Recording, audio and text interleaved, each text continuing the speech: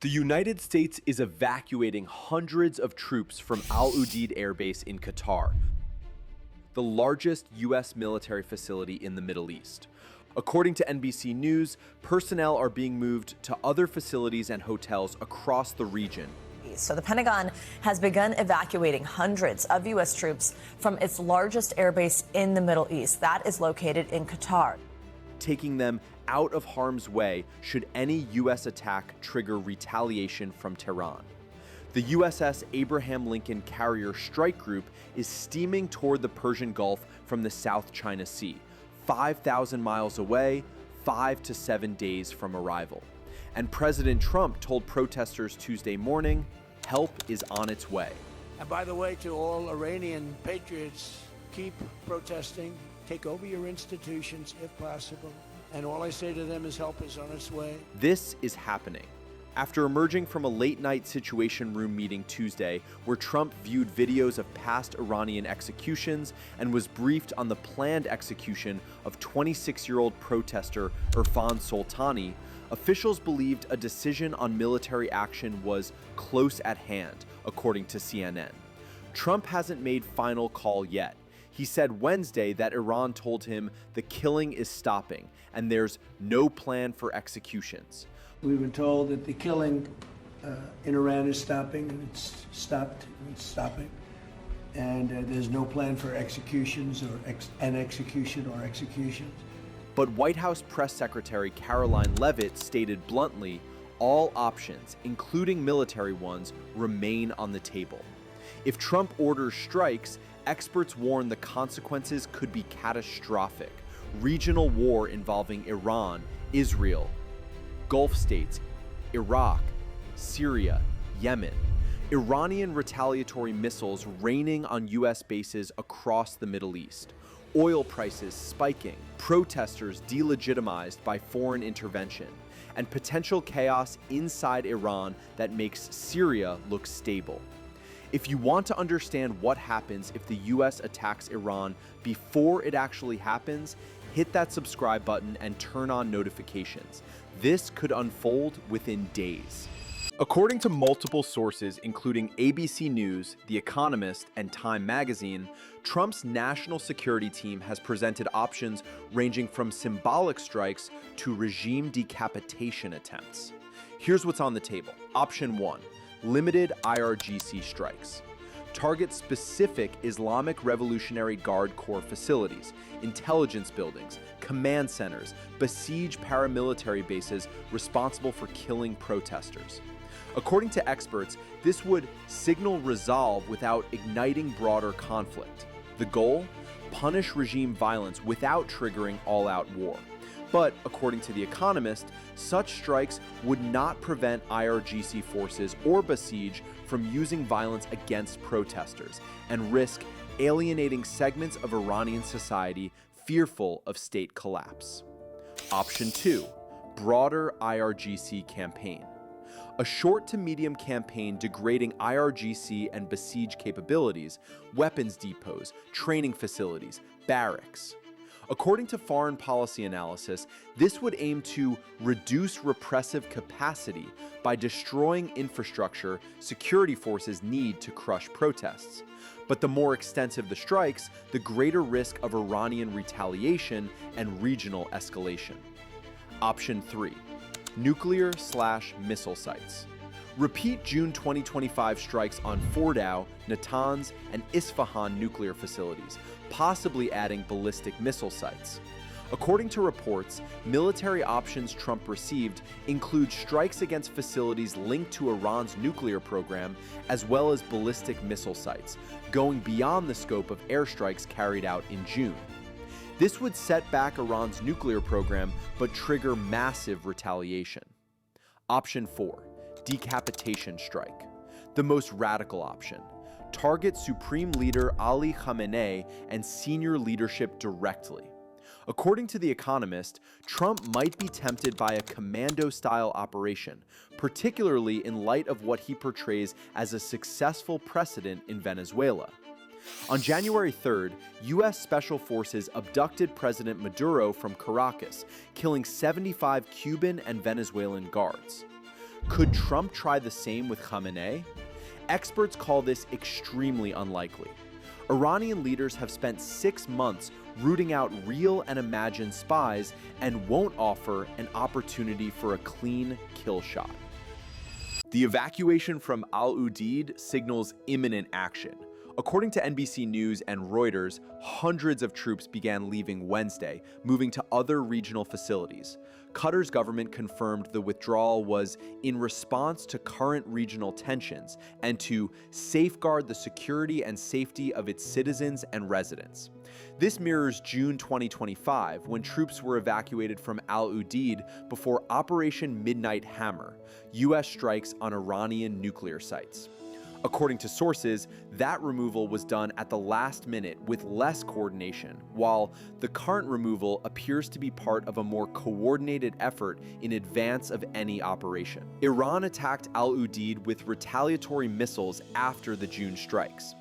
If Trump orders action again, Al Udeid will be a primary target. Iranian Parliament Speaker Mohammad Bagher Khalibaf warned Sunday, U.S. military and maritime centers will be our legitimate targets if strikes occur. He added Iran wouldn't wait for U.S. action. We do not consider ourselves limited to reacting after the action and will act based on any objective signs of a threat. Preemptive strike language. According to CNN and sources familiar with the matter, the U.S. Abraham Lincoln Carrier Strike Group is steaming from the South China Sea toward the Middle East. Open source intelligence last tracked the Abraham Lincoln approximately 5,000 miles from the Persian Gulf. Analysts estimate 5 to 7 days travel time. The Abraham Lincoln displaces over 100,000 tons, spans almost 1,100 feet, and carries 90 aircraft, including F/A-18 and F-35 fighters. According to U.S. Naval Institute fleet tracking, 3 Arleigh Burke-class guided missile destroyers accompany the carrier. These destroyers provide air/submarine defense and carry dozens of Tomahawk cruise missiles capable of hitting targets 1,000 miles away, meaning strikes could occur from hundreds of miles offshore. But here's the critical caveat.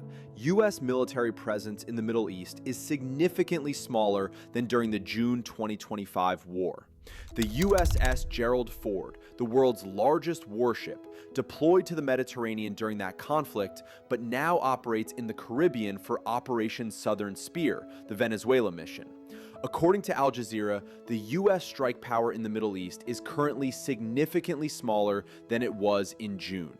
Despite this, the U.S. maintains 30,000 troops across the region, including 2,500 in Iraq and 1,000 in Syria.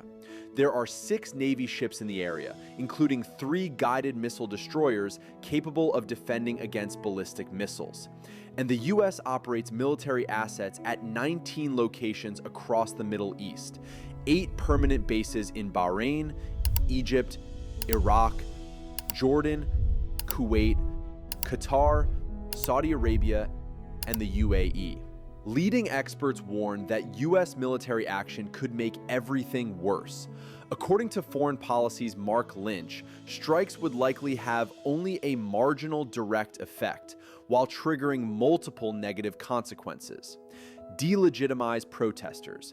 Iranian regime would frame protests as foreign-backed conspiracy, undermining opposition legitimacy. According to Raz Zimt from Israel's Institute for National Security Studies, intervention could have contradictory effects by allowing regime to rally nationalist sentiment against foreign aggression. Empower hardliners. According to Mona Yakubian from the U.S. Institute of Peace, strikes risk empowering hardline factions, marginalizing opposition forces, and opening the door to instability that would allow the IRGC to reassert dominance. Even if Khamenei were killed, the most likely successor regime would be led by the IRGC and hardline security forces. Regional chaos. Iran wouldn't just absorb strikes passively. According to experts, Tehran could retaliate against U.S. bases in Iraq, Syria, Jordan, Qatar, Bahrain, UAE, and Saudi Arabia. Iranian missiles could target Israel. Houthi rebels in Yemen, Iranian proxies, could escalate Red Sea attacks. Hezbollah in Lebanon could open new fronts. According to analysis, this raises the risks of a region-wide conflagration at the heart of the world's oil production. Gulf states oppose action. Saudi Arabia and Qatar have publicly opposed U.S. strikes. According to Saudi Foreign Minister Adel Al-Jubeir, everybody is hoping the situation can be resolved in a manner that minimizes any kind of damage. The Saudi-Iranian rapprochement brokered by China in 2023 continues holding. Riyadh wants stability for economic development, not war. Gulf allies also fear hosting American attacks would invite Iranian retaliation against their territories. Oil price shock. Any major conflict in the Persian Gulf, through which 21% of global petroleum passes, would spike oil prices globally, triggering inflation and economic instability. According to CNN sources, Trump was deeply troubled during Tuesday's Situation Room meeting about planned executions of protesters, particularly 26-year-old Irfan Soltani. The State Department said Soltani's execution was initially scheduled for January 14th, yesterday. Trump viewed videos of past Iranian executions showing grisly scenes that seemed likely to repeat themselves. But Trump is also acutely attuned to avoiding becoming embroiled in broader conflict or creating a scenario where Iran devolves into greater instability, according to U.S. officials. Some administration officials warned any sort of military action could force a longer commitment in Iran, something Trump has said he wants to avoid. Trump's pattern with Iran has been escalatory, then de-escalatory. He bombed nuclear sites in June 2025, then months passed without further action. He threatened Venezuela for months before January 3rd's operation. According to Time, Trump keeps options open. He posts bellicose statements, moves military assets, then sometimes pulls back if he gets what he wants through pressure alone. Wednesday, Trump announced Iran told him the killing is stopping and there's no plan for executions. This could signal he got his goal without firing a shot, if true, but it could also be misdirection, akin to his non-committal public statements in June directly before ordering strikes on Iranian nuclear sites, according to CNN. By Wednesday afternoon, the security warning level at Al Udeid was lowered after heightened alert triggered earlier, but troops remain evacuated. The Abraham Lincoln continues sailing toward the Gulf, and Levitt stated, "The truth is, only President Trump knows what he's going to do, and a very, very small team of advisors are read in to his thinking." Path 1. Trump backs down.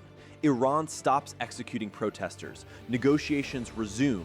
Trump claims victory without firing shots. This is what happened Wednesday, when Trump said killing is stopping. If Iran genuinely halts violence and engages diplomatically, crisis de-escalates. Path 2.